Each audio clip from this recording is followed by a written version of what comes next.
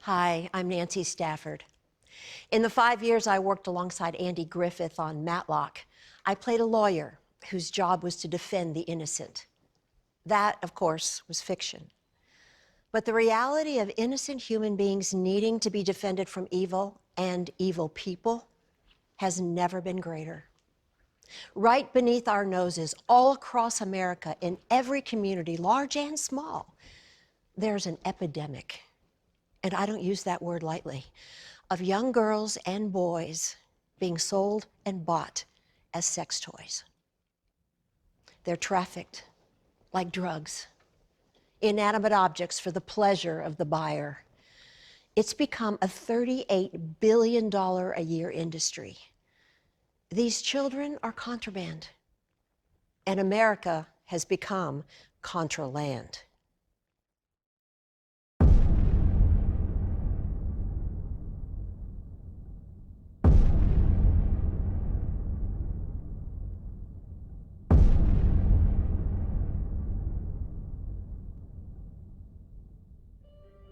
The most publicly known child predator is billionaire Jeffrey Epstein.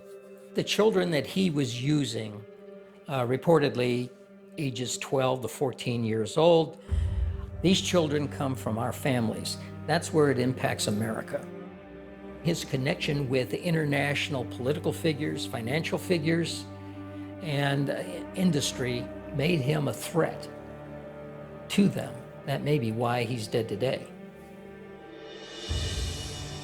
Hi, how are you? Good, how are you? Good. You available? Yeah, I got two girls, Kelsey and Carrie, both 13, both real fresh. How much is 2 girls for a half hour? 2 girls for a half hour would normally be $200. I'll do it for $150. Well, if I had a half hour with one girl, then a half hour with the other girl, and then maybe the two of them together. Wow.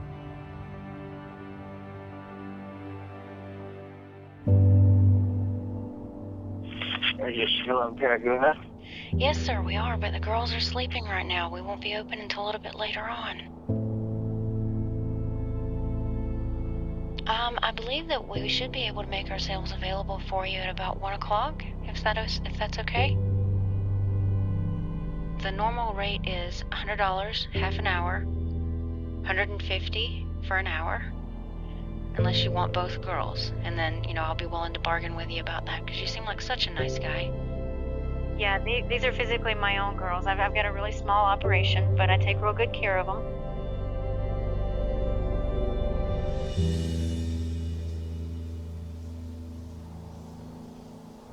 Is this the right place? Yeah, it gets confusing. This is like in the middle of nowhere. It's super weird.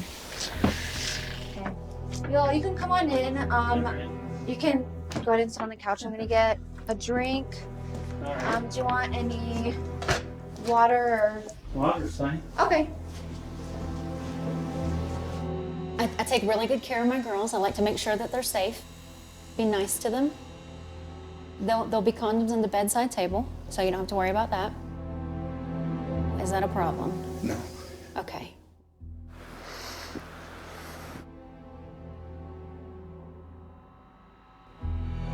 Lacey, sit down. Sit down. Sheriff Sullivan! Bad boy!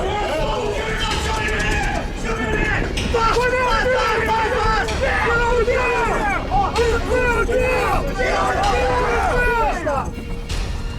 Hands up!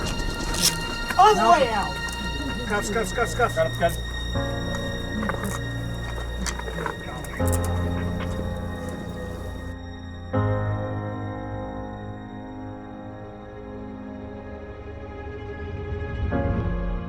Craig Sawyer is the most qualified individual to handle the mission for interdicting child predators and child sex traffickers. Former Marine, former Navy SEAL, not just Special Warfare SEAL, but a member of SEAL Team 6, federal law enforcement officer from the standpoint of being a federal air marshal, plus working on an individual basis with other government agencies. I feel like as a warrior, You know, I'd been a Marine, I'd been a Navy SEAL, I grew up as a fighter, and I realized that, man, yeah, I'd spent the first half of my life going up against terrorists, serving as a counter-terrorist operator in the counter-terrorist unit, and that was a worthy contribution. But as I learned more about child trafficking and the harm and abuse of the most precious and innocent and helpless and defenseless, I just realized that I couldn't look myself in the mirror without doing what I could to combat those who are harming the children. Who am I if I can't stand up for the smallest and most defenseless and most innocent and precious among us? What kind of warrior can't even look after a child? I was freshly 17 and grew up in a single parent home, so I never met my dad. So when I met this guy who said all the right things, and he took everything that he knew about me and used it against me. Like, I had to do it, or else I was gonna lose something that I felt like was holding me together, because I was still a kid. The most horrible things that happened when I was out there was at the hands of the buyers, and they prey on that, and they just do whatever they want. They're hurting people, and they're doing years and years and years of damage.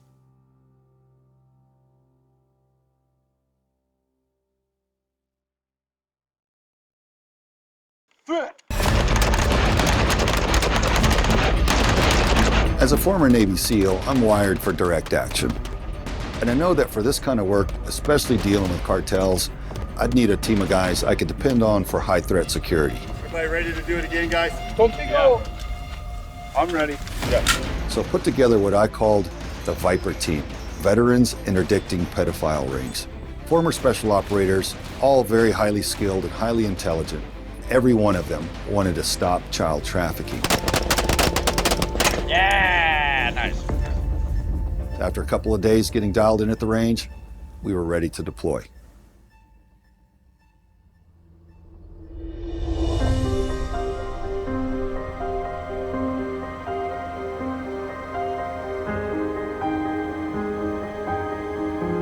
When I discovered that thousands of children, little boys and girls, were being brought across our southern border to be sold for sex, I felt this is where I needed to go first, the Coal Valley.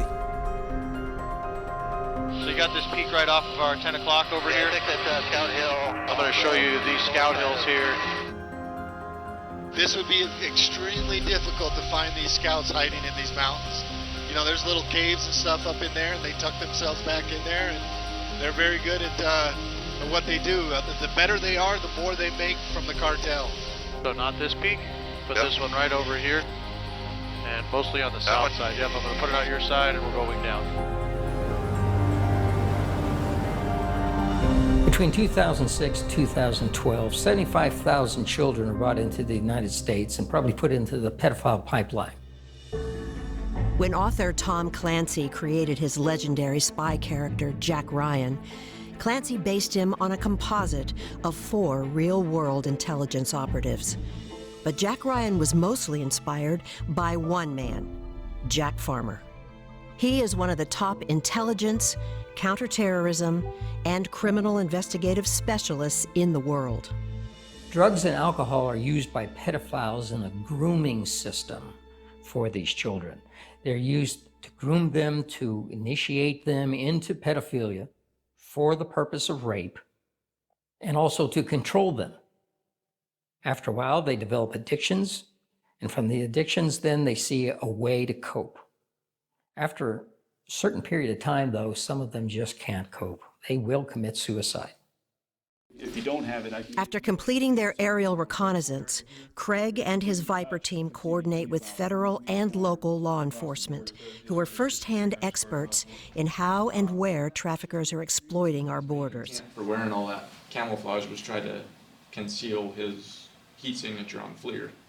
The Viper team then works up a mission plan in their Tactical Operations Center. Then it's off to the border to do some more recon. expecting to encounter the traffickers in action. All right, we're about to roll into the Vicol Valley in Arizona, close to the southern border. It goes from Arizona to San Diego, California. It's the most significant hotbed of activity of illegal migration and narcotics and human trafficking into the continental United States. So even our federal and local law enforcement won't roll into there without multiple vehicles and significant support. So we should be able to get a look at what's going on there, but we'll definitely have to watch our six.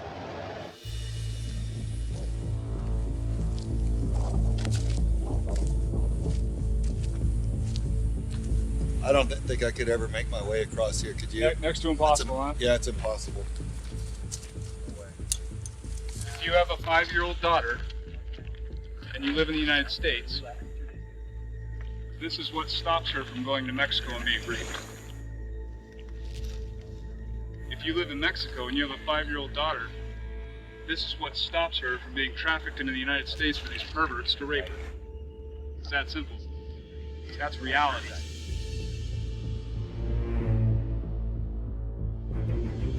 The Viper team's goal is to locate the cartel spotters and make it harder for them to get their human cargo across the border and into the U.S.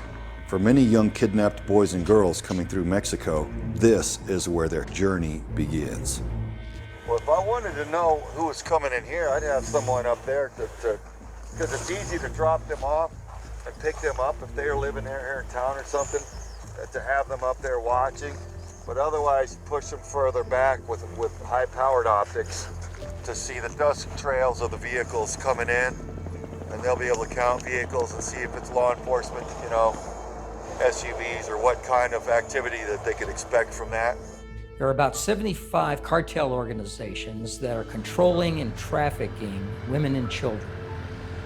Now, this is slavery, something that we had controlled and gotten rid of 100, 150 years ago. Craig and his team move in to conduct recon in an area where all major mountaintops are occupied by cartel spotters. This is where we're camped out right now. There's 2 drops on the north side and there's 1 drop on the south side. This is where the scout's sitting that we were told about yesterday. Right. If he's sitting up there, that's a good sign that there's groups being pushed through.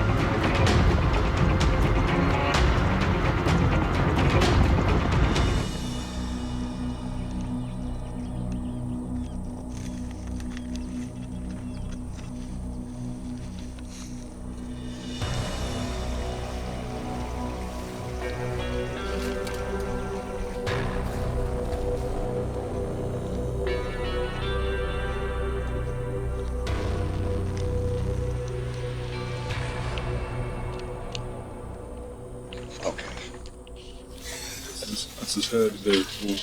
That is a warning for the gang. Really? Which gang? MS-13. MS-13? American soil, a warning by MS-13 that this is their territory. We gotta clean this up.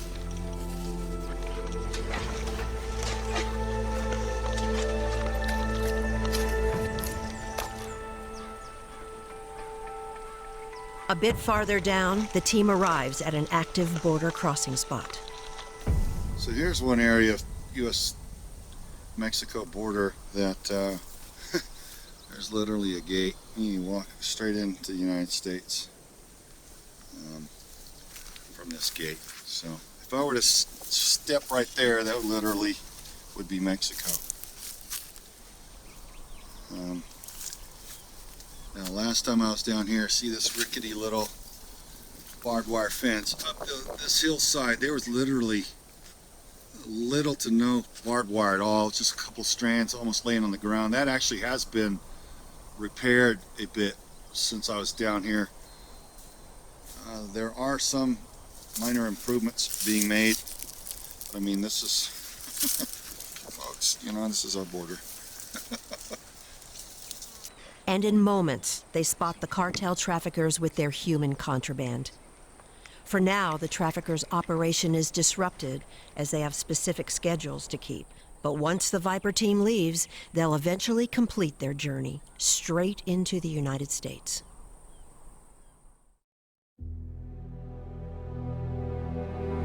Craig and the team continue their recon patrol into the night to observe more on how the traffickers play their game in that area. Using night vision and thermal image devices, the Viper team was able to report signs of heavy traffic to law enforcement.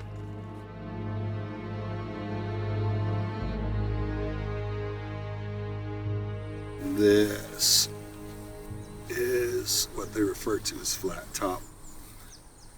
And it's another cartel scout location where they keep scouts up there year round. And also right here where I'm sitting, but right up the back side of it, right here, it runs the U.S.-Mexico border. So this is Mexico. And on this side is the United States. But that's it, folks. I mean, a little barbed wire fence.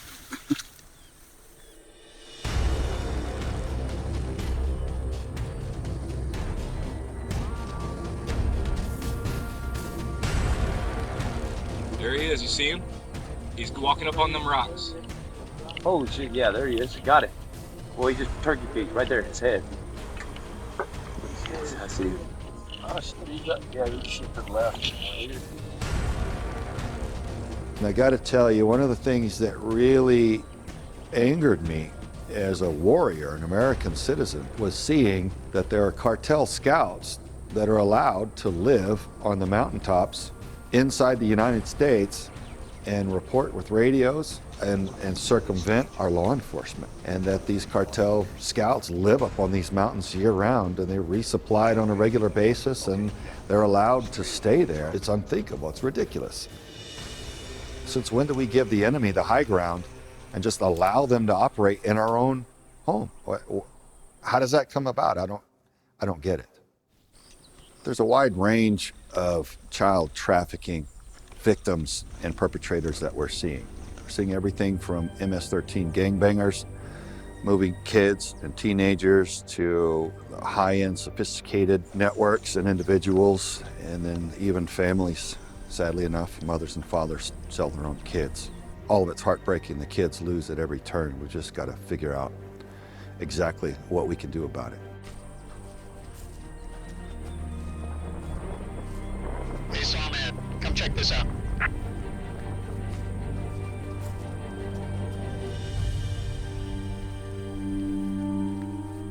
Looks like we just missed dinner.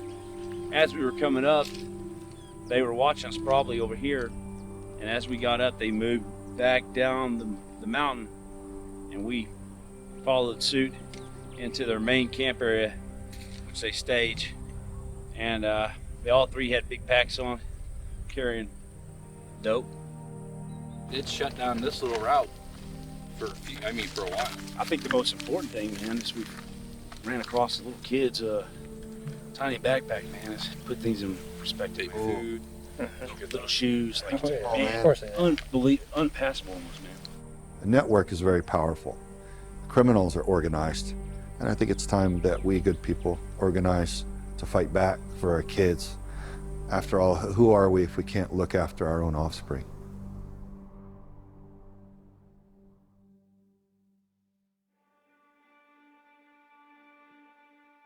There are multiple things that cause this culture of child rape. One of the things is pornography. Another is Alfred Kinsey. Back in the 1950s, he was a self-described sadomasochistic pedophile whose own genitals were mutilated due to what he preferred sexually. So his mind was sick. Child sex trafficking in the United States really begins back earlier than most people understand. In 1970s, we already had a major campaign in the United States on the issue of child sexual abuse and trafficking, but we didn't call it trafficking at that time. Dr. Judith Reisman is the founder of the Reisman Institute, which is dedicated to exposing and debunking Alfred Kinsey's fraudulent so-called science regarding child sexuality. She is internationally recognized as an expert witness on human sexuality. I would have to say the Kinsey reports laid the scientific foundation for abusing kids. In 1948, the groundwork was laid. There was Sexual Behavior in the Human Male, which was Alfred Kinsey wrote Sexual Behavior in the Human Male, funded by the Rockefeller Foundation, supported across the board by Planned Parenthood, all came together with that. So Sexual Behavior in the Human Male. Then in 1953, Sexual Behavior in the Human Female. There was no field of human sexuality education before Kinsey. None. We had the common law, that was based our laws on. It was biblical, okay. When Kinsey came on board, half the states in the Union gave the death penalty, could give the death penalty for rape. The other half, life in prison. Now we have all these feminists, properly complaining that rape is treated, in a casual way. Well, this all comes from something. It all emerges out of something. And that something, that kind of dehumanization that is picked up by the media from the academic world, pushed through the schools, through first just the universities, then the junior high schools, the high schools, then now the kindergarten, all that then lays the groundwork for where we are. It seems like a percentage of Americans perceive Kinsey as someone who opened up the discussion for sexuality and that was a good thing. But what I think a lot of them fail to see is that he was a sadomasochistic pedophile, and what he did was horrific. And so his studies were falsified, and since they were, it seems to me like his studies and the doctrine that have followed need to be gone back, reversed, denounced, disavowed, and replaced by more wholesome and healthy real science, whatever that actually is, but not to take the falsified studies of a sick mind and accept that as science. You're talking about a man who, he didn't just use images of children, he used real children. He used real children, and he had charts and graphs of orgasms that a child was supposed to have an orgasm, a 5-year-old, a 4-month-old. One was a 4-year-old that allegedly had 26 orgasms in 24 hours. Now that's around the clock experiment, right? So this was research that was established and was believed by the American public, by the whole world, really. And the whole thesis behind his research was that children are sexual from birth. Children are sexual from birth, which then gets funneled into the mindset of the public, and it becomes the foundation of human sexuality education. Hugh Hefner, at age 22, he was a virgin in college. He read Kinsey, and that radicalized him. He said, oh, Kinsey's the scientist, I will be Kinsey's pamphleteer. So what comes out of Playboy is the stream of pornography, which is at the base of your trafficking world, absolutely. The stream of pornography. 15 years later, we got Penthouse. 10 years after that, we got Hustler, and then it hasn't stopped, right? But the impetus for that came from the academic world, came from Dr. Alfred Kinsey's fraudulent data. And look at all the harm it's caused. Enormous harm. Alfred Kinsey should have been arrested, so should all his teammates have been arrested. The Kinsey Institute's still alive and still educating the public. And now we are seeing the explosion, and the end result is the massive abuse of children, as well as directly related, the trafficking of children, because you can't separate the grooming of children from the trafficking of children. Most of us start out in the business as children because what adult would make that conscious decision? Not very many. My mother had a drug problem and she wasn't pretty enough to make any money, but I was. I really wanted my mom to love me, and I also didn't want her to be sick. So that's how it started.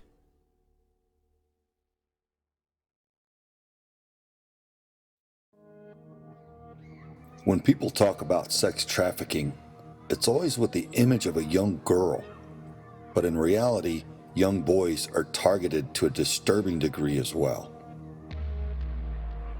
Horrifically, there's a national organization that specifically targets young boys. Its name is NAMBLA. NAMBLA is the North American Man-Boy Love Association. It's a group of men that are sexually attracted to boys. Bob Hamer spent 26 years in the FBI, much of it working undercover, as a hitman, drug trafficker, international arms dealer, professional gambler, and pedophile.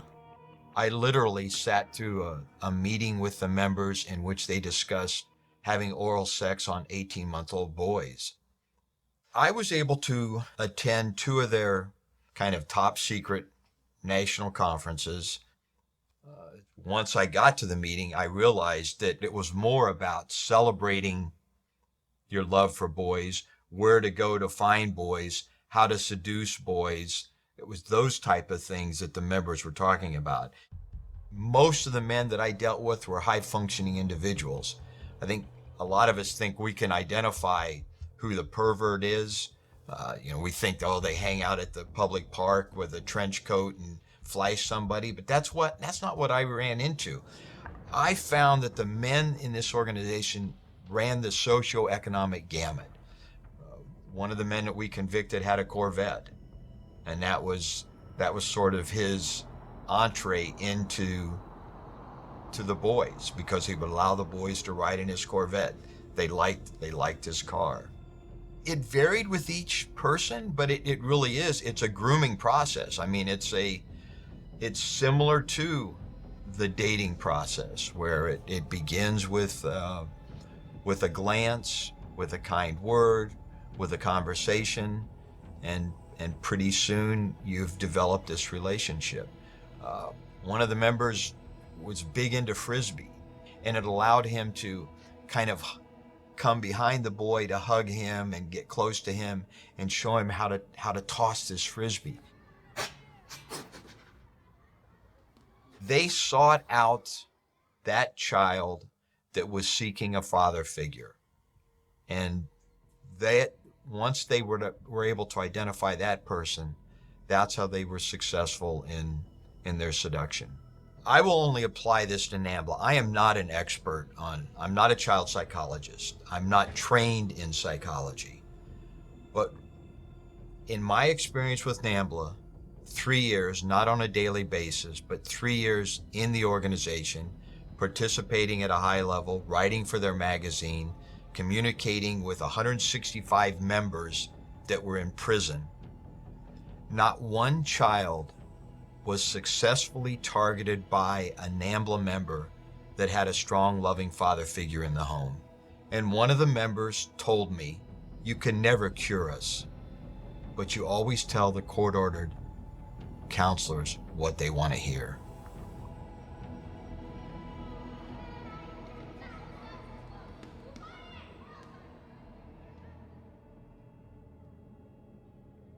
If I had the ability to communicate directly to child traffickers and child predators, it would really be 2 parts. Number one, it destroys the lives of the children. It's not okay. If you try to tell yourself just because you're getting off on it doesn't make it okay for the victim, because I interview the surviving victims all the time, and their lives have been shattered.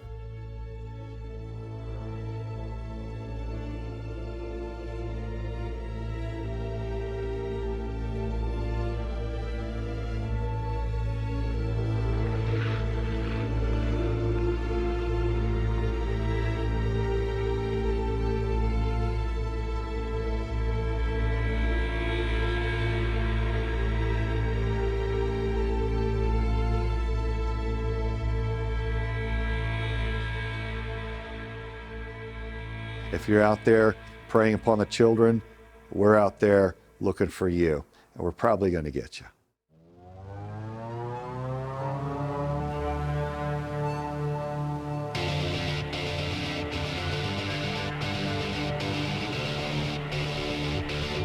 The Viper team's research has discovered a spike in underage prostitution in a suburb of Guilford, Connecticut. Teaming up with local law enforcement, they plan to send a message to the pedophiles of the city. You seek out sex with a child, you go to jail. We're going to head to the police station, meet the chief of police, along with the DA, liaison with them, coordinate, and map out exactly how we're going to operate together to get this operation done. Nice to meet you, Craig Sawyer. Nice to see you. Craig Sawyer, pleasure. There you go. There you go. You know, there's multiple agencies helping out here as well. We're the only ones sitting at the table, but we have several surrounding agencies. We have the Madison Police Department, the Clinton Police Department, the Brantford Police Department, the North Haven Police Department, the Milford Police Department, West Haven Police Department. Fairfield also assisted us. Spent 3 hours with us the other day. Yeah. So, you know, it's not just us, and everybody's on the same page with what we're trying to accomplish. So, I'm doing the background side of it as far as the legal aspects, the charges, what we think we have. I've already been able to screen the stuff as provided in terms of the texts. Brian Sibley is the local district attorney, the prosecutor. He will monitor the conversations and texts to determine at exactly which point the team can make an arrest. In most cases, they won't even have to wait for the perp to arrive at the house. You know, but the second they start going past and starting to force and trying to walk past you or something, just give me the code and we'll come, or them. That'll be them. if they step in there with this robe. Right. So yeah, if we can stage your truck, even somehow where it's kind of severing off the backside of the driveway, it forces them to park in that area, then it's only logical to go up on the deck. Yeah, the deck's going to be lighted. Hopefully they might see the decoy inside the window anyway. Yeah, if we know that they're coming up, then I'll be in the door and motioning in. A woman working undercover is pretending to be the pimp, selling a young girl to men who are answering an ad on Backpage.com. Backpage is a virtual shopping mall for all things sexual, including access to underage girls and boys. Since this recording, Backpage is now illegal and offline. Once all that's done, Matt's going to reset his team back at the house, bring the transport vehicle back and secure it back in the garage, and we're going to reset up for the next round. All right, so we're off to go prep the target house that we're going to use for the operations, figure out how to hide the cameras there, the lay of the land, so to speak, and coordinate what we're doing there. I'd say it's so common that no matter what town you're in, that by now you can probably go within a couple blocks and find a victim or a perpetrator of child trafficking. Is that pervasive, and that many people finding out that they can prey upon the children and benefit from it? So it's very widespread. After posting online ads for sex with a young girl, they received the first response within 15 minutes. Within 30 days, they received over 5,000 responses, locally.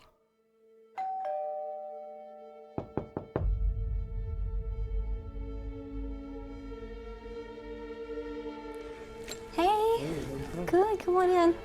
Law enforcement and the Viper team are at the ready, but everyone's concern is this predator armed? Is he violent? Is he a trafficker coming to kidnap the girls and run? Nobody knows. Not much. How you doing? Good. Nice to meet you. Hi. Brian, right? Yes, sir. So, can I get you a water, or do you want to start on the wine? No, I'm good with the wine. No, you sure? Yeah. I'll take a glass of water, though. Yeah, have a seat. Is bottled okay? Huh? Bottled okay? Craig and his team wait for Brian the DA to give them the word. So what made you interested in this? Why'd you answer my ad? I don't know.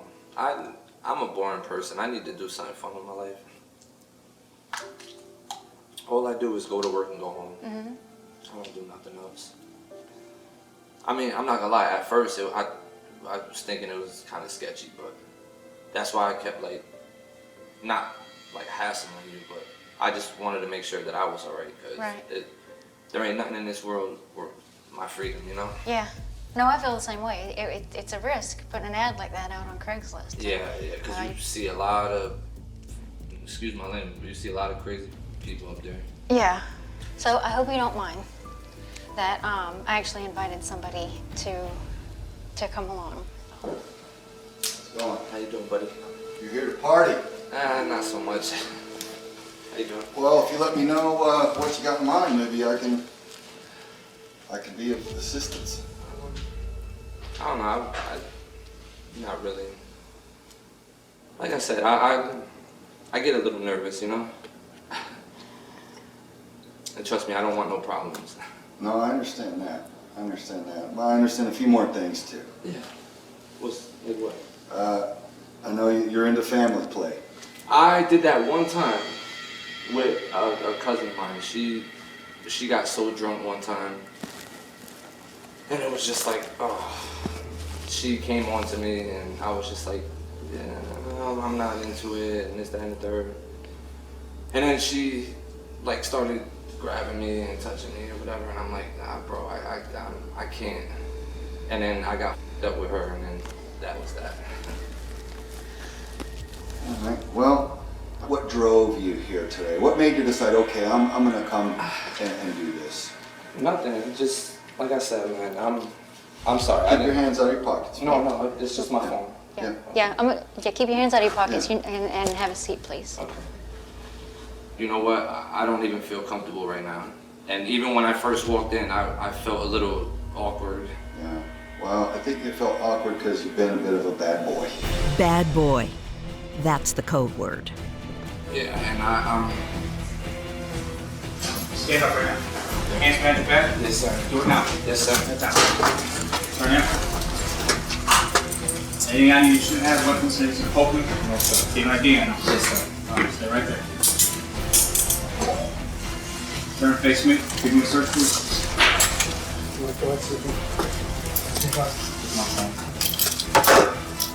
Okay, nothing sharp on your picking poke and shipping? Nothing in your pockets?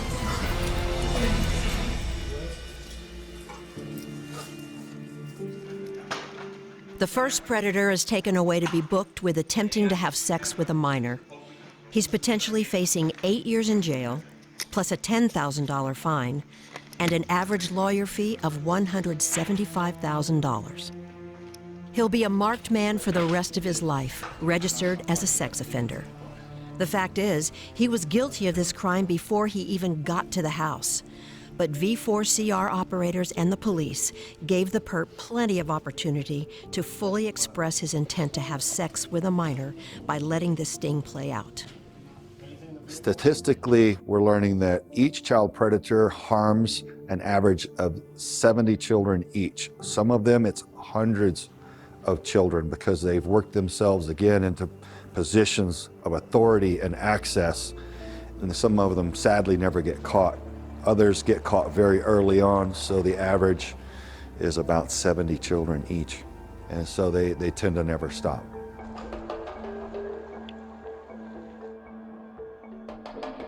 As darkness falls and the temperature begins to drop, a second predator arrives.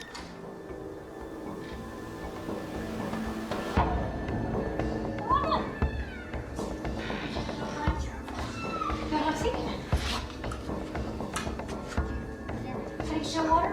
Okay. Take your shoes off. Hey. Hi. Nice to meet you. So, hi, Henry and Greg. So anyway, yeah, have a seat. I'll get you water. Water okay? Yeah, that's fine.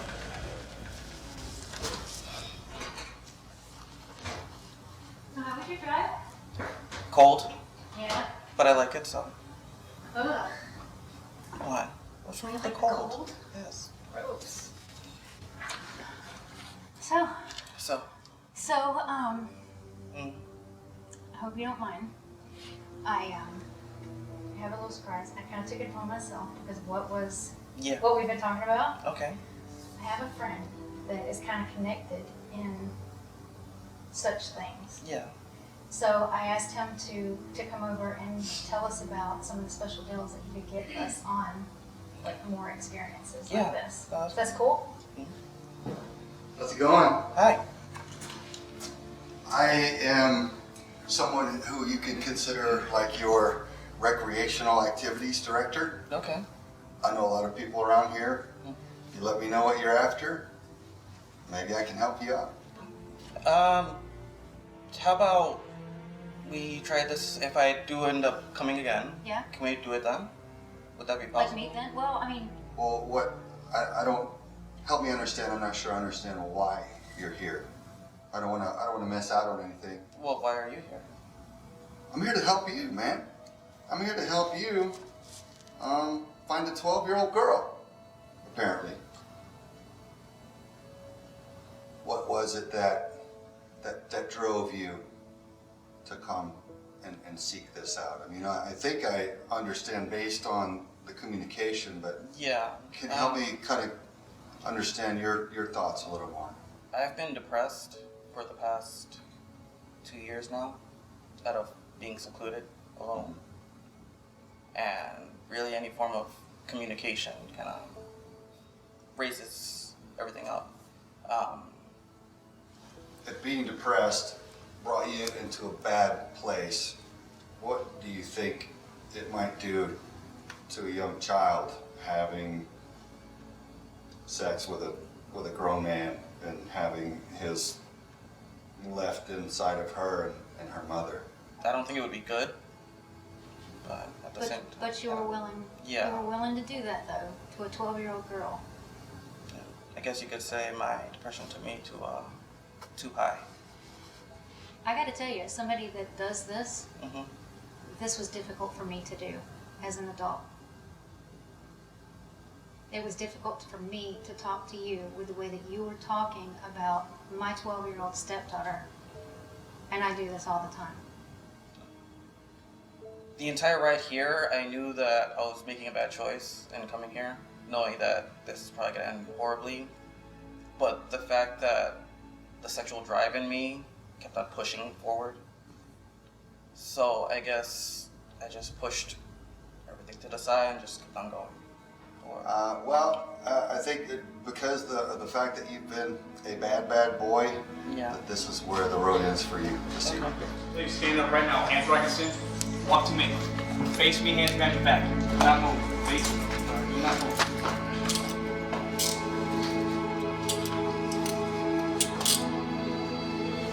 Can you bring them?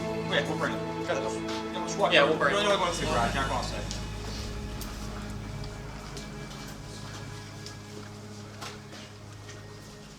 Our undercover agents make themselves targets for the predators online. They don't have to work very hard at it because these predators are out there looking for their targets already. It's not really like going to a pond and throwing a hook in and pulling in catfish. It's more like going to the pond and dropping a stick of dynamite in there and they all come up. There are thousands of them that will respond, certainly hundreds within one night. Okay, slow down a little bit because the road is going to veer off to the left. The next predator made a mistake with his directions and has gotten lost. It's way up. Listen. Will you both of you listen? Realizing he's in over his head, he begins to panic. Cops are here. Cops are here. What? The cops follow us. Knowing he's a repeat offender with a propensity for violence, the external surveillance team who's been tracking him decides to end this right there. Get on the ground. Stop the wall. Get right there.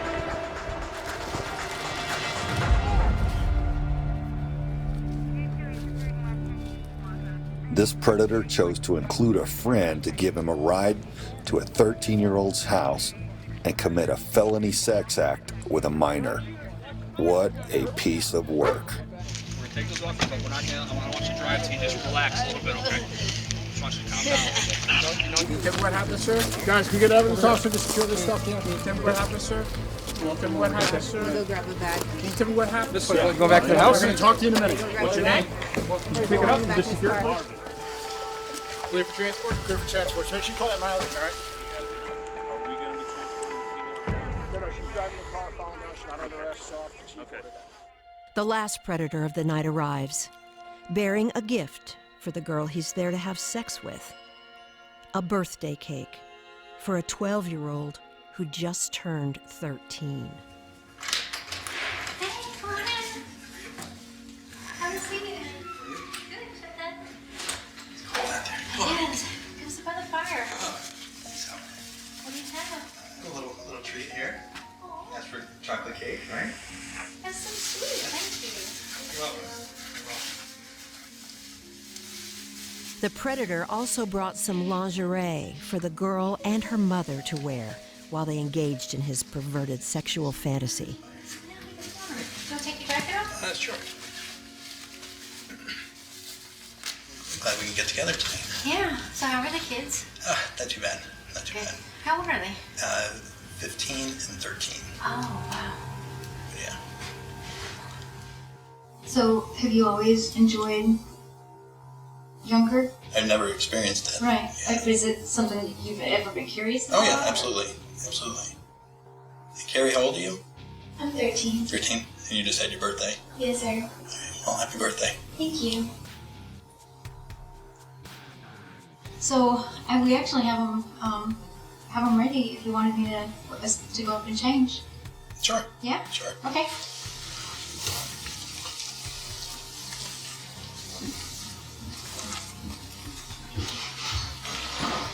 Hi there, buddy. Hey, how are you? Good, good. Have a seat for me. Don't worry. I'm right over there. Just sit down. I'm gonna take off. Bad boy! Hands up! Hands right. I see him right now. Hands up! Hands up! Hands up! Now behind your back. Do not move.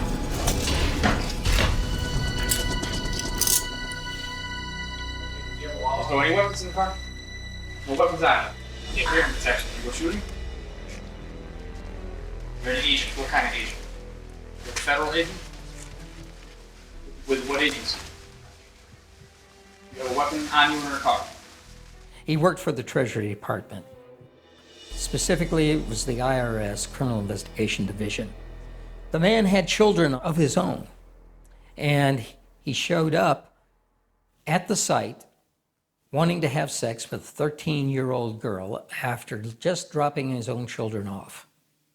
He was even so sick as to bring a birthday cake because he was told by our undercover agent that the girl was having a birthday. And so he was going to use this cake to help groom her to whatever his specific desires were. If this individual was with you, with your children, had seen your children, it could have been the same thing.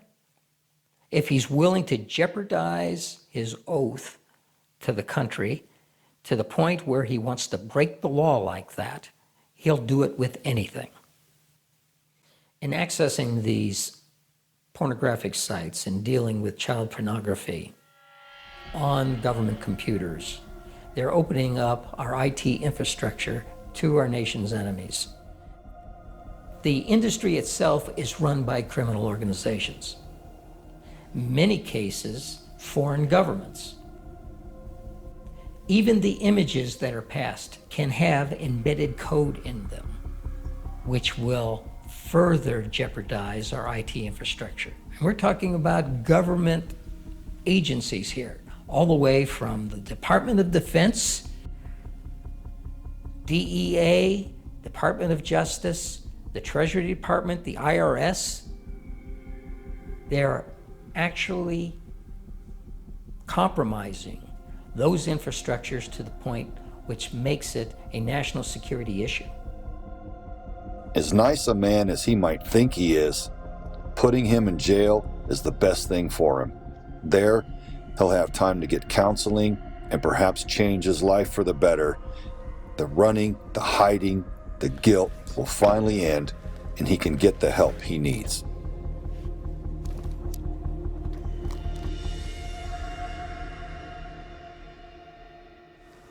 Brian, I I have a genuine appreciation for the contrast, the difference of what we've gotten with you here and your willingness to face this, which is obviously a very difficult and tricky issue to face. It's ugly. What we were trying to do is to basically rip that can off the ugly, top of the can off of the ugly, and say, look inside and go, it is ugly. And you got to reach down. You're gonna have to get dirty. Yeah, this sucks to face. It sucks to deal with, but it's got to be done. It's like cancer. You know, you can't wish it away. You have to address it. You've got to deal with it one way or another. And so it feels good to be part of the process of exposing it while uncomfortable. That's the only way that can really be addressed and put to bed.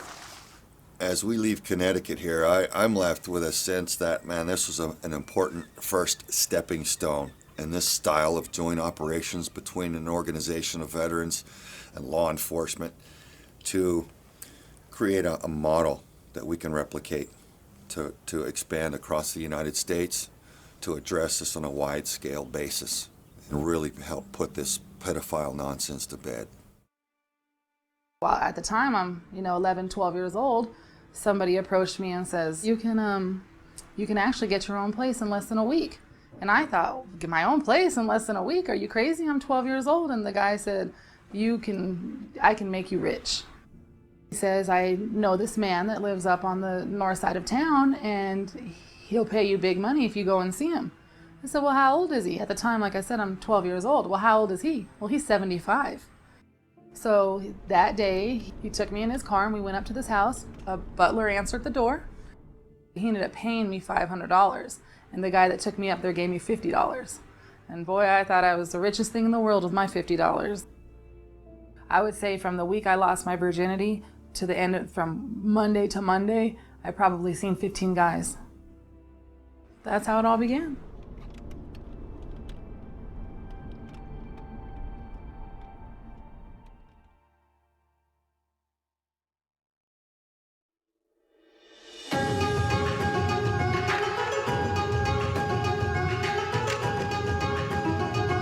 Thailand is known for its ancient ruins and ornate temples, but it's also known as the top destination in the world for sex trafficking.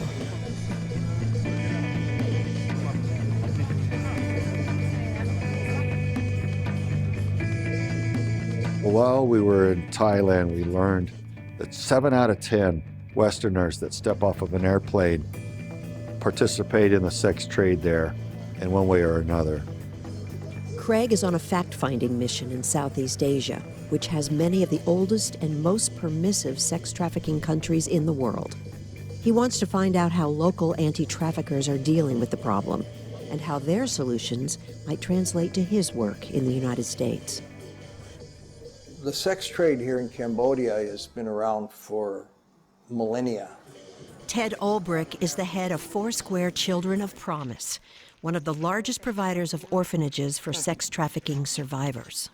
The whole value of a woman is based upon their virginity. And once they become broken, quote unquote, which is the term that they use here, they are not considered marriageable. So that's a big issue. Then you have these women, they've come out of the countryside, and a huge percentage of the girls especially that grew up in the rural provinces were never considered worthy to educate. And so when the factories opened up, many of the workers that come in are illiterate young women, and they find that they can earn more money in that sex trade than they can working in a garment factory. ពេលដែលគេជួញដូរខ្ញុំហ្នឹងគឺខ្ញុំត្រូវថ្នាំសដោមគេបាត់ហើយហ្នឹងគឺខ្ញុំអត់ដឹងថា And that time she want to jump from the guest house to the ground floor, like when she want to kill herself. Shanae was trafficked until she was 19. Her family didn't have enough money to feed themselves, so they locked her in a guest house and brought men to her there. And sometimes she go out with for the sex, and they just pay her for $50, and sometimes the mother need the money, so she has no choice. Just go with the man and take $50. Thankfully, Destiny Rescue is one organization that is doing something about it. Working closely with the police, their undercover agents contact girls who want to get out, and then stage fake raids so no one suspects the girls are leaving for good. Once we get the intel, obviously then it's passed on to the cops here, and then the case will start. That's what we're pretty much doing tonight, is trying to locate the minors, get as much information as we can, and then put a case together.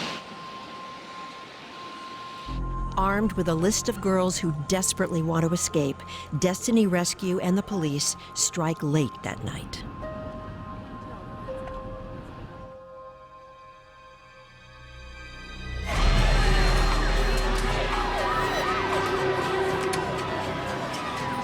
The Destiny Rescue undercover agents' cameras capture the chaos as the police raid the club. The girls believe they're going to jail, but it's really a doorway to a new life. I think tonight went really well. Got the girls rescued. They're actually getting new life. You just see the smile. It's great to see. The raid was a success, but the learning curve has been steep. So a lot of trial and error, you know, guns in our faces, fights in clubs, and just learning how to do things smarter and better to protect ourselves is where we are today. And we're in for the long haul, you know, like there's so many kids out there, estimated 1.2 million kids being trafficked. So, you know, it's a big job, and we're all committed to seeing it end. You know, we have to be.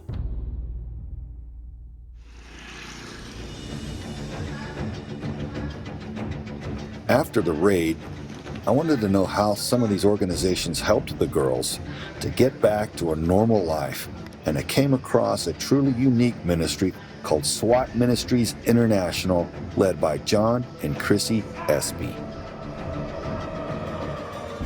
SWAT stands for Spiritual Warriors Against Trafficking. The rescuers come from all over the world, a lot of them from the US, some are local, but they're plumbers, electricians, fathers, brothers, regular people that aren't Superman, superhero. They don't have law enforcement or SEALs and background and stuff. So they need something while they're in, because they're not in the best of situations. They're, as you've seen, going into the backyard of the enemy's territory, you know, and it's not always safe. You know, what we do is we come alongside organizations that go undercover to bring children from prostitution, from slavery, and we give them the skill sets that they need to protect themselves, to protect the kids, to do their jobs more safely and effectively. Besides training current and future undercover rescuers, they also provide self-defense training to trafficked survivors, giving them back some of the power they lost. Everybody has a heart for the kids. Everybody, you know, has a burning desire to see these kids rescued, and I do as well. But what my heart is really like, God just burdened my heart for, is the guys going undercover, the rescuers. That's my heart is like, that's who that's my boys, and if anything happened to them, it would break me more ways than I could possibly imagine. I learned a lot from running operations with Destiny and from SWAT Ministries International about how to take my team to the next level. And after a month of running joint operations with them, it was time to go back home and apply this new knowledge with my own team.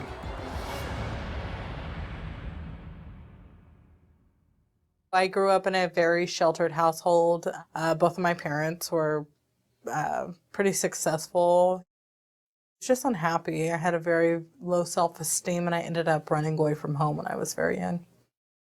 And I met a 30-year-old man who asked me if I wanted to go to a party, and I told him yes. At the time, I was still a virgin, so I was innocent, and he took advantage of that innocence. I don't ever feel like I'm going to be the same. I feel marked. Some days I just want to sit there and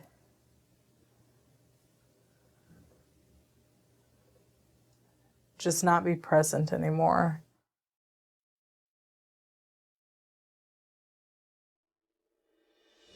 My wife woke me up in the middle of the night, crying, saying, "Oh my God, baby, it's Aspen. She's been raped." And I could hear Aspen screaming into the phone. In March of 2017, I was held hostage at knife point and taken, and I was sexually assaulted over the course of around 5 hours. As you might imagine, with my background and capabilities, I had all kinds of things rushing through my mind, and I got on the phone with my daughter to try to get her to stop and pull over so we could get sheriffs to intervene and react and respond to where she was, and she wasn't stopping for anything. She was hysterical. This guy just came up to me and started talking to me, and that's when he pulled a knife out of his pocket. And he said if I don't do what he said, he was gonna kill me. And so we start walking across the road, and along the way, he would stop and pull into like a lot and sexually assault me multiple times down the road.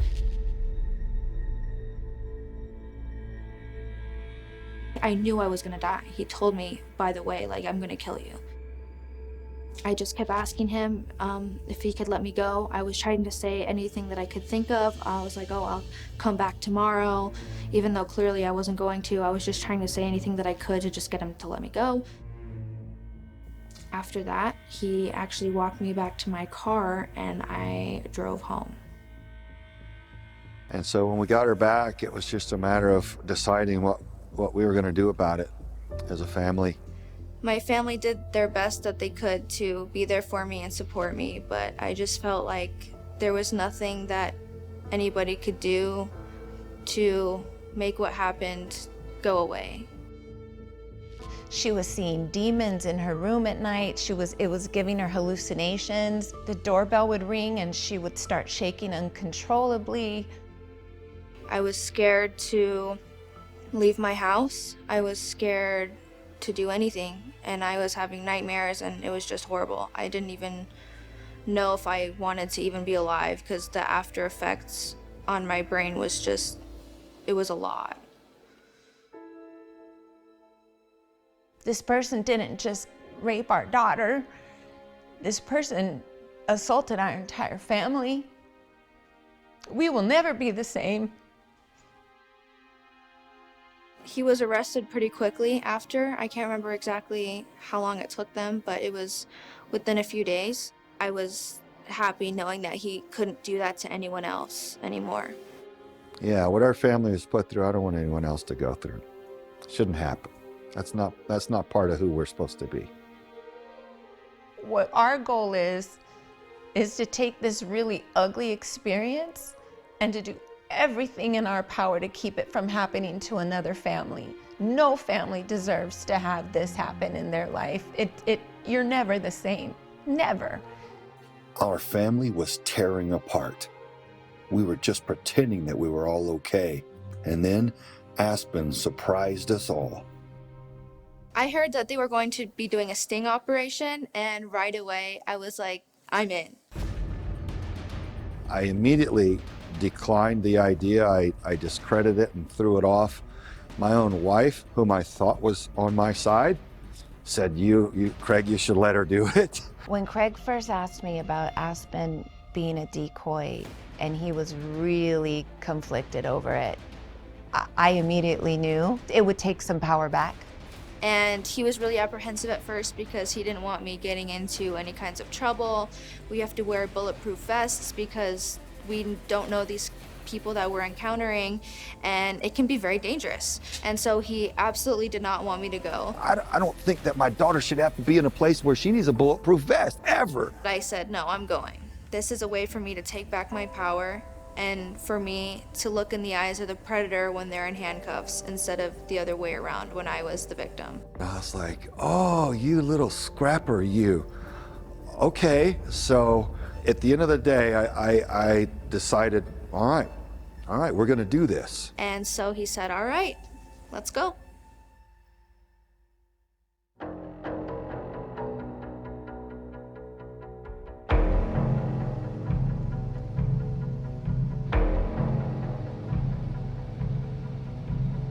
Okay, we're stopping at the Parowan Police Department for liaison and morning briefing with them on our joint operations.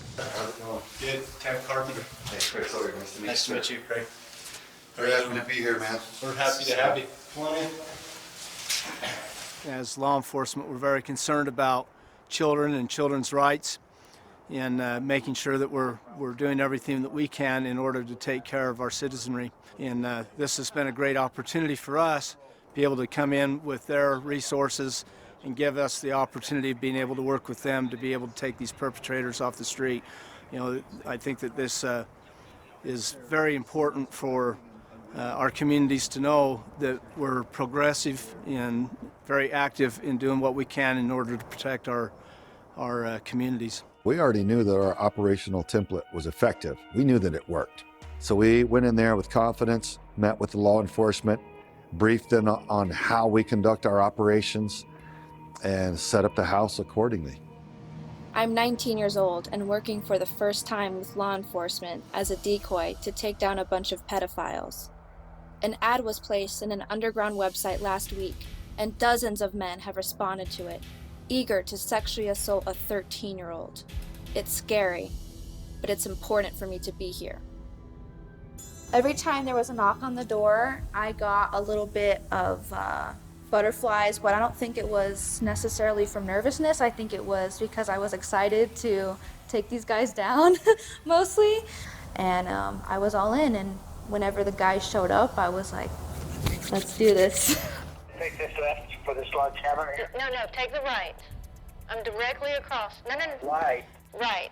Keep coming straight, and then you'll take the right. You can see my truck there. Yeah, I see you. You can just pull right up there behind my truck. Okay. All right, Kelly. See you at the door in a minute. All right. Bye-bye. Thank you. All right, we agreed on $100 to get him in the door. Alexa, play classical for focus. Make him knock. You remind me of my grandpa. Hi, how are you? Can you take my shoes off? If you like, you sure can. Kelly, very nice to meet you. Hug? We don't get hugs. So let's take care of the $100. Okay. Awesome, thank you so much. So, can I ask you to tell me, just a little bit about yourself? Well, I am married, have a family. My wife and I are happily married, but haven't had any intimacy for years, although she's a very good woman. Right. You have just the two girls? For now, yes, in this location. When we get back to the southeast, we'll have more girls, but these are the two that I like to travel with the most. These aren't physically your girls then? I take care of them. Okay, I understand. Right, yeah. I was thinking that as your own daughters, but... Oh, no. Okay. They're like my daughters. I mean, they're my favorite girls. Okay. So, a half hour, I'd like them to choose which one's first. Okay. And then a half hour with the other girl. Okay.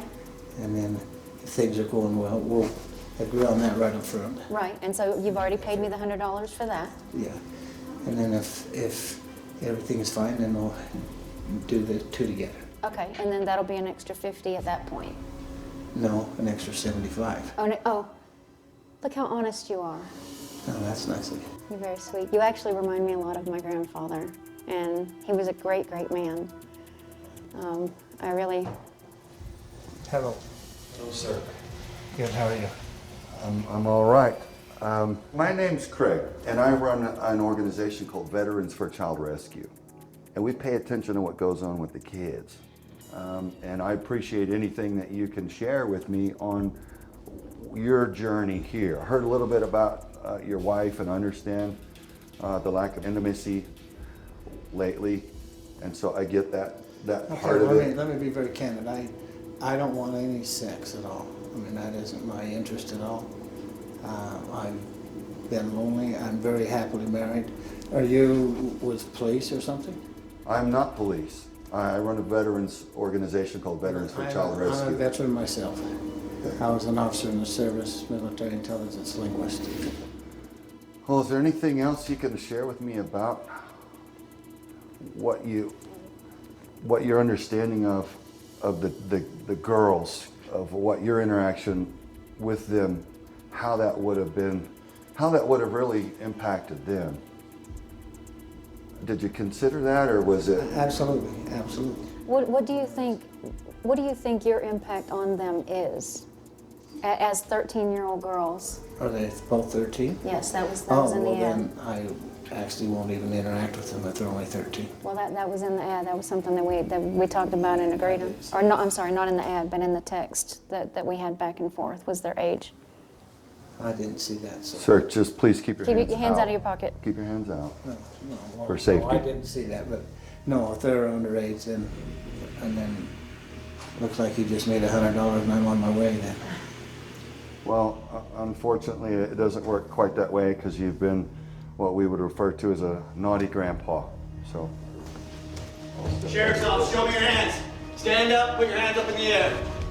Put your hands up in the air. Slowly face away from me. Face away from me. Interlock your hands behind your head. Interlock your hands behind your head. For your safety of mind, do not move. Do you understand? Say again? Do not move. Stay right where you are, sir. Oscar. How come you didn't tell me the truth?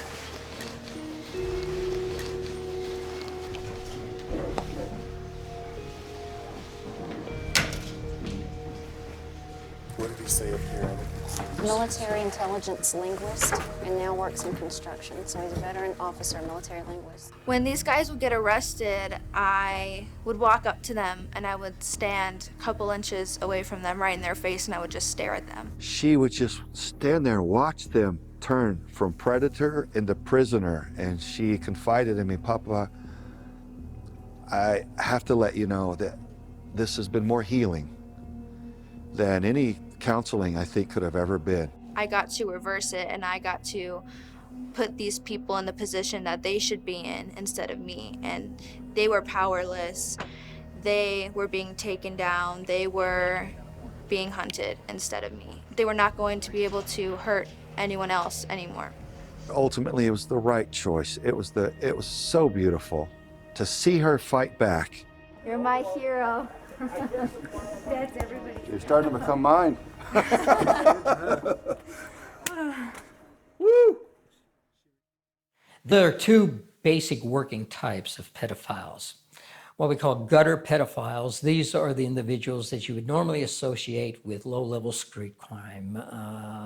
People that you would picture in a trench coat hanging on a corner trying to lure children in with promises of candy. The other are elite pedophiles. These are individuals that are in positions of authority or positions of community respect. We're talking about government officials. We're talking about police officers, judges, school teachers, church aldermen, people that you would trust your child to be with, that you have faith in. That's what makes elite pedophiles so dangerous.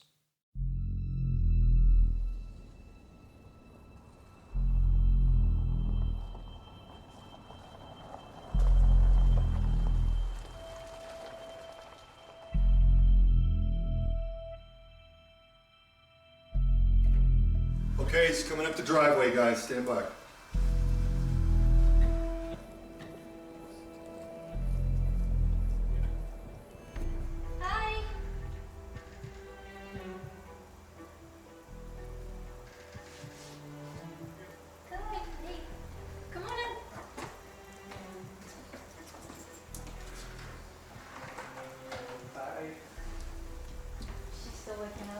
See, I was hoping to have the fireplace going because it's so cold, but it's broken.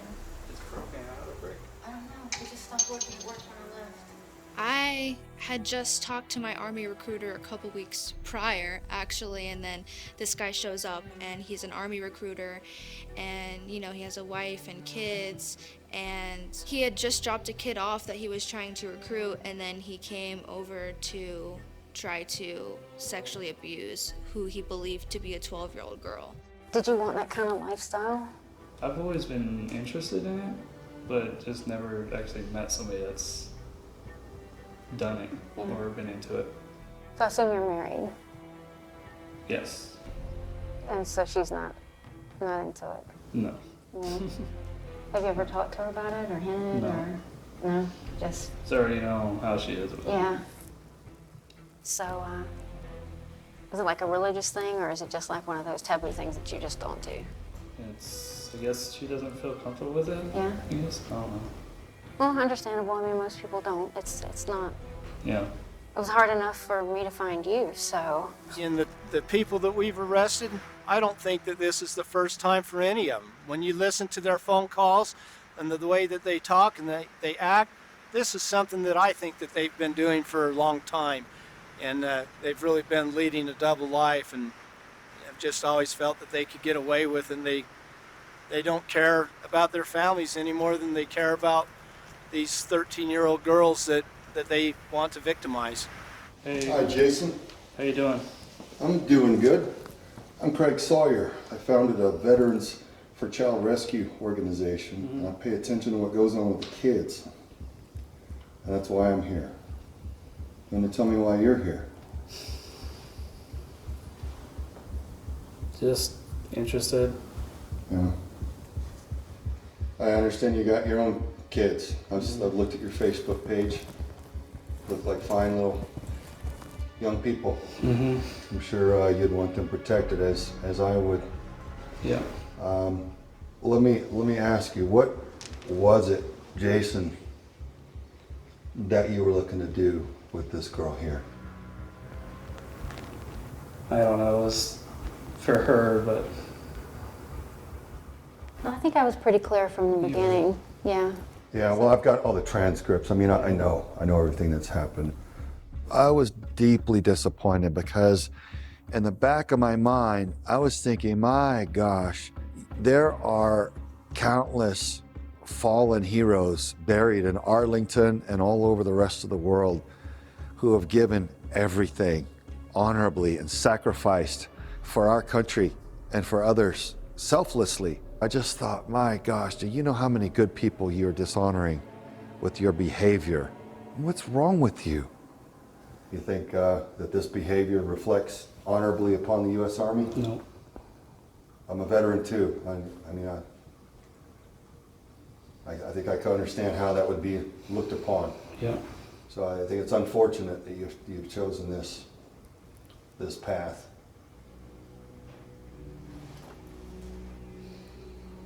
Tell me about your kids, man. They're 7 and 4. Both doing great in school. Yeah. Have they been involved in any sex with No. with adults, you or anyone else? No. Would you want them to be? No. I gotta ask you, man, what draws the line for you between you coming here to my 12-year-old daughter and your own children? I don't know. Yeah, that's the scary part is I don't know either. That's the way it's got to go, Jason. Unfortunately, you've been a bad, bad boy. That's where it is for you today. Sheriff's officer, show me your hands. Please stand up. Stand up. Walk towards me. Face away. Slowly go down on one knee. Put your hands behind your head. Cross your ankles. No, keep your hands behind your head. Cross your ankles. For your safety of mind, do not move. Do you understand? Yep. Look to the left. Yep, got it.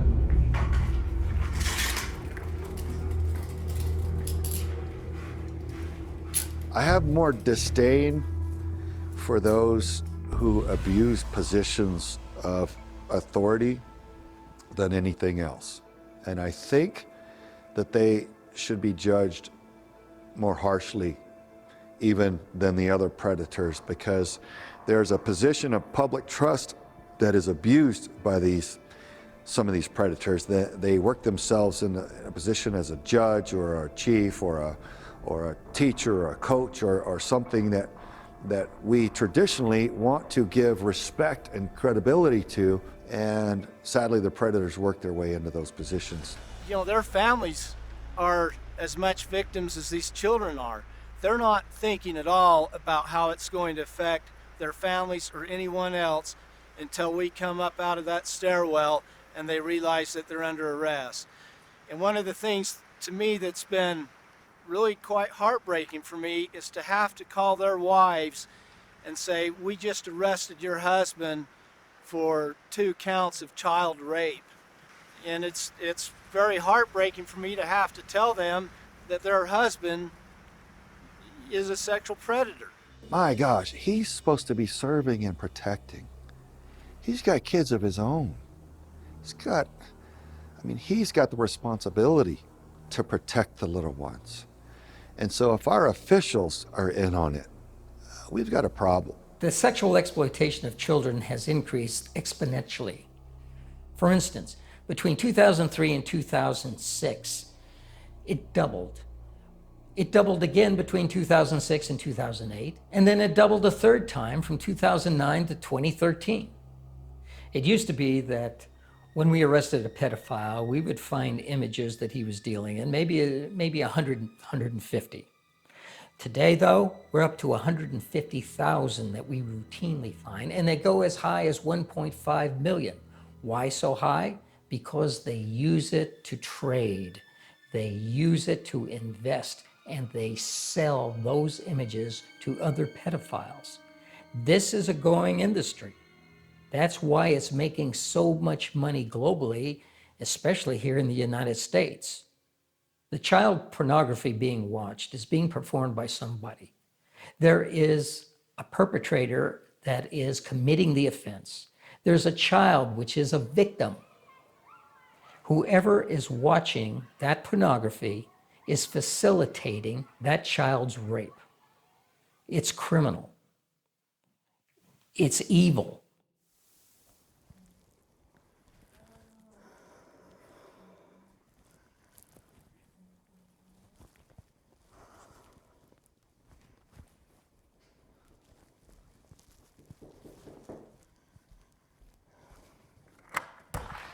Hey, good, come on in.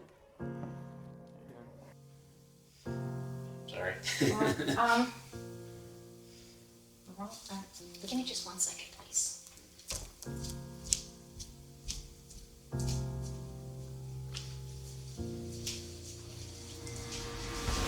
Sheriff's officer, show me your hands. Please, put your hands in the air. Stop right there. Put your hands in the air. Put your hands in the air. Get them out. I want a second dog. Turn around. Turn around. Go down on. Put your hands in the air.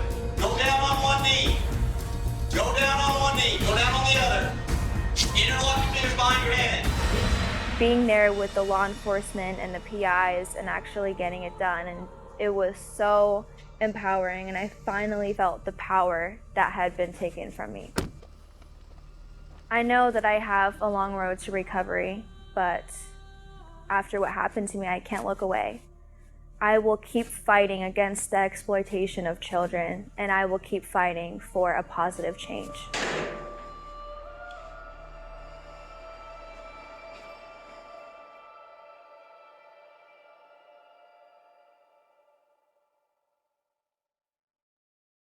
We remove the branding tattoos that are forced on victims of sex trafficking.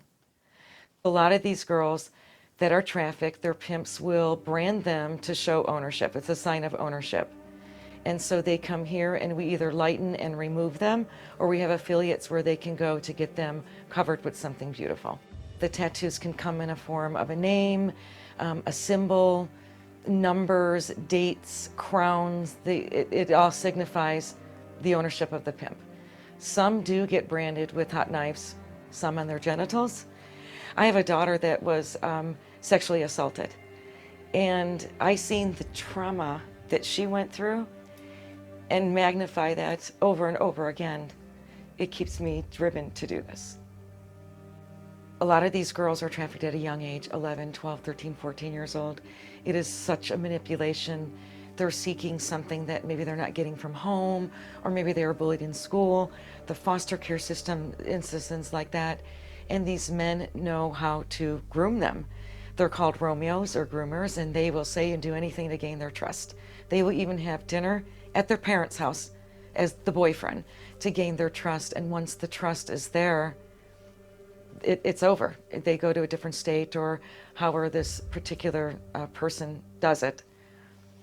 I feel anger, sadness, the whole thing. I try to give grace and forgiveness. And when we see these girls, a lot of times they're just happy, silly, and you wouldn't know, other than that we do know. And other times they're so traumatized, they're either angry or mean, even towards us, me and the technicians, or they're sad and quiet. And when they start to open up after we've known them for a little bit, the stories are something that the general public will never even imagine could happen. And I get angry, I get sad. There's days that I lose sleep. The ultimate goal would be to end my business, but for now, we're doing about 500 procedures a year, and we like to get in every single city in every single state to offer what we do, because it's not laser. It's a lot safer, and it can be handled much easier. So we'd like to be in every state and every city and have technicians everywhere. So when these girls are ready, and sometimes boys, when they are ready, we can help them remove this painful past.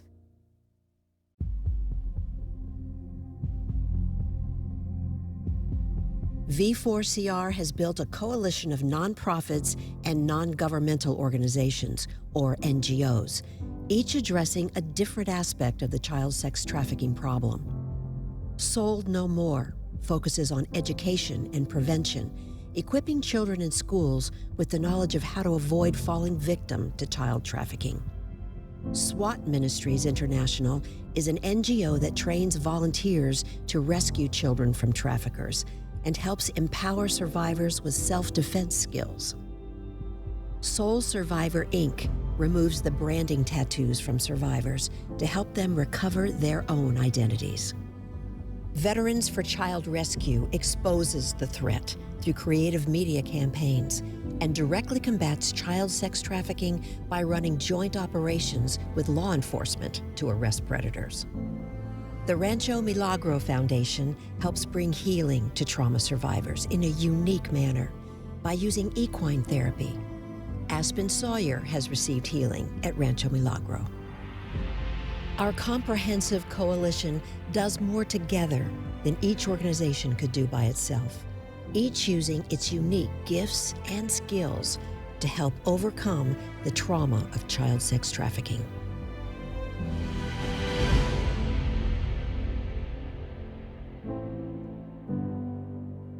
I think we've been conditioned too much so in the United States to be tolerant of everything. But there are things that we must not be tolerant of.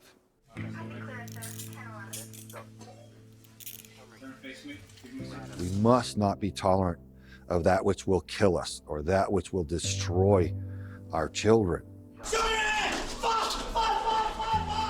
And so what I want people to know is that this is a situation that we can defend all American children and really all the children across the globe. I would like for this to grow into a global cause. I think it's super important for guys to just realize that, you know, women are not sexual objects. We're not property, we're human beings. And, you know, you might think looking at, you know, Playboy or whatever is innocent, and it might seem that way. But oftentimes what can happen is these guys start to venture into more things because they get bored with the usual naked woman and they want to venture. And that's when they can get hooked onto child pornography and things that can be really harmful. And that's when they start to kind of think in their brain that women are sexual objects, and they start to treat us that way. Real men don't buy kids. Real men do not buy children for sex. Real men are strong, and we are protectors of the defenseless, and we certainly do not prey upon vulnerable women, and we certainly don't do it against and upon the defenseless and precious children. knock it off or we're coming for you. There's too many people that watch porn at a young age. There's these games where they actually get points for raping someone, and they're desensitizing that these are human beings. They're not toys. You can't buy them and hurt them like this. But as long as there's supply, demand, it will never end. The demand starts with the individuals that are lonely, that feel like they're not doing any harm. The demand starts with individuals that have sexual addictions that they're not willing to address. And the demand starts with individuals that feel like it's okay to buy men, women, and children. It's just disgusting. And we need, fathers to teach their sons right from wrong. And it's just really important because the victim is not at fault. The people who are at fault are the rapists, the kidnappers, and 1 in 4 women. I mean, that's just way too much. There's a problem. Stop objectifying women. Need to be respectful. Objectification of women who, it's not just their looks that we should value them for. It's what they bring to the table in a relationship, into our lives. Some of the most important people we'll ever encounter are our mothers and our wives and our daughters. And I think we just need to get back to valuing people for being who they are rather than just the visual of what they look like and the sexual gratification that they may bring. When we lock our doors and our windows at night, we lock up our vehicles, and we retreat to our master bedrooms with our children in their rooms, and we think that they are safe, but we might as well have left the window wide open because they're on their phones, they're on their computers, they're on their Xbox games, and predators are interacting with them and stalking them, asking them for video and pictures of themselves that they use to then blackmail the child and scare them into giving more, and then meeting them in a place, and it just leads to harm. So the predators are reaching right through the airwaves into our children's bedrooms, and we do have to safeguard them in that way. Get in that phone, get in that laptop, have your kid open up their Xbox content, who their friends are. You've got to see it. Do it once a week. We used to want to respect our child's privacy, but what we realized that the predators are so adamant and they're so good at tricking the children and the young men and women to get what they're ultimately after, that we have to take that privacy in order to ensure that they are safe. If we suspect something, we need to be all about it and get into it and find out what's going on. Be the adult that every child needs. Be that person. Be the person who's going to save somebody. The public needs to hold authorities accountable for going after these pedophiles that are abducting, assaulting, and raping children. We need stronger laws and stronger politicians who will enforce those laws in order to make this happen. Never hesitate to stand for good and speak the truth, because the light outshines the darkness every time. And that's kind of been an evolution for us. We've grown in that respect of having such strong faith that good overcomes evil. And fear not, you should stand up and do right. And there is no decision to be made. By running these operations, I can have an influence, and I can prevent untold numbers of victims by getting their attackers, getting the predators off the streets, by running larger and larger programs, by warning the people that the threat exists and how to defend their children from it. And that's my healing. That's how I fight back, and that's what I've learned that I can do through V4CR. Together we are quite literally what we can't be alone.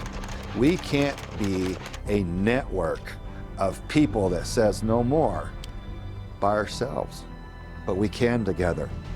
There's strength in numbers. We understand what's going on now, and by alerting each other and by linking and networking and gaining power and momentum, we can beat this back, and we must, and we will. Together we can make the change.